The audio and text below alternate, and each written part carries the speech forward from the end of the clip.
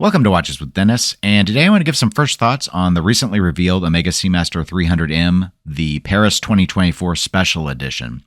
This is not really a limited edition watch in that Omega hasn't indicated that it's got a limited count, but rather it's listed as one of their special editions that comes in a special box. Let's go ahead and get the specifications out of the way first. This is a 42mm diameter watch. It offers 300 meters of water resistance. It's 13.7 millimeters thick. It has a lug-to-lug distance of 50 millimeters and a 20 millimeter lug width.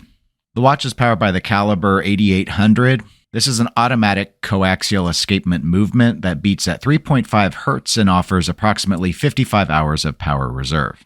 Aesthetically, in many ways, this mirrors what we are used to seeing with a 300M dive watch from Omega.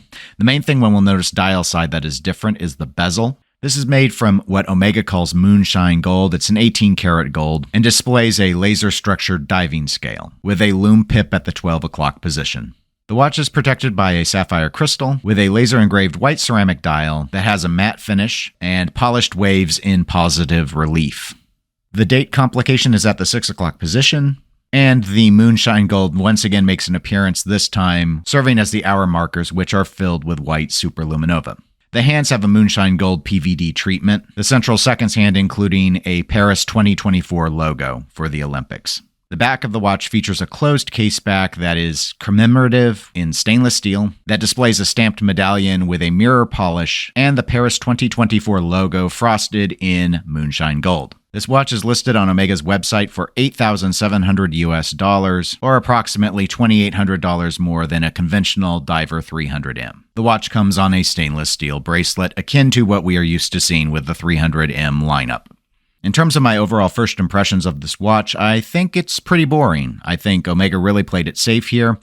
It's kind of going with a two-tone aesthetic, but without the two-tone on the bracelet, it doesn't really go all the way with it. Some people might find the bezel attractive. I think that sort of frosted look of the gold reminds me a bit of Rolex's Yachtmasters and their bezels. But to me, it looks a tad more out of place here. Perhaps the gold makes sense in terms of that this is the Olympics and it's celebrating that, and of course people are trying to win gold medals, but overall I do find the bezel to be a bit much.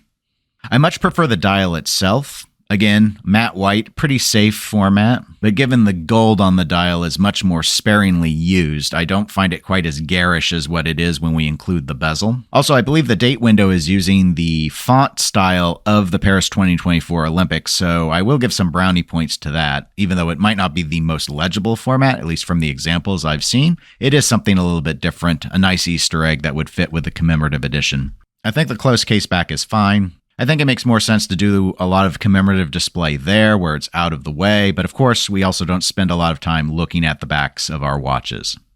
So overall, this watch really doesn't resonate with me. I do think some people are probably going to find the moonshine gold integration with the white bezel relatively refined. It's on a pretty large watch here, so I'm struggling a bit with it. I think this would probably have worked better in an Aquaterra format.